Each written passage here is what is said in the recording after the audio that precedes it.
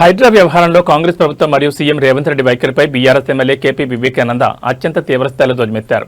హైడ్రాను 9 తలల సర్పంతో పోలుస్తూ రాష్ట్ర అత్యున్నత న్యాయస్థానమే వ్యాఖ్యానించిందంటే నగరంలో వారు చేసిన అరాచకాలు ఏ స్థాయిలో ఉన్నాయో అర్థమవుతుందన్నారు. ఈ సందర్భంగా రేవంత్ రెడ్డి పాలనపై సంచలన వ్యాఖ్యలు చేశారు.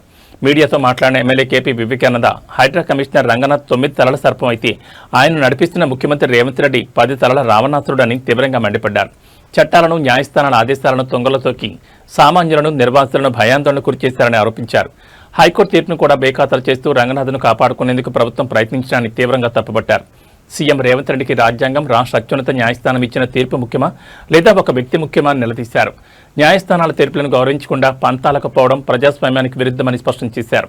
కేపీ వివేకానంద చేసిన వ్యాఖ్యలతో హైడ్రా అంశం తెలంగాణ రాజకీయాల్లో మరిన్ని మంటలు రేపుతోంది. హైడ్రా కమిషనర్ రంగనాథ్ని మరి 9 తలల సర్పమని హైకోర్టు అన్నదంటే మనం అర్థమవుతా ఉన్నది ఎన్ని దాష్టికాలు, ఎన్ని అరచకాలు, ఎన్ని దౌర్జన్యాలు ఈ హైడ్రా చేసిందో అని. అత్యున్నత న్యాయస్థానం రాష్ట్రంలో చేసిందంటే అర్థం చేసుకోవచ్చు. అంటే 9 తలల సర్పం ఈ యొక్క రంగనాథ్ అయితే 10 తలల రావణుడు ఈ యొక్క రేవంత్ రెడ్డిని చెప్పి సందర్భంగా మనవి చేస్తా ఉన్నాను. తప్పకుండా మేము ఒకటి ఈరోజు బీఆర్ఎస్ పార్టీ తరఫున డిమాండ్ చేస్తా ఉన్నాం. ఈ యొక్క జరిగినటువంటి యొక్క దోపిడీ మామూలు దోపిడీ కాదు.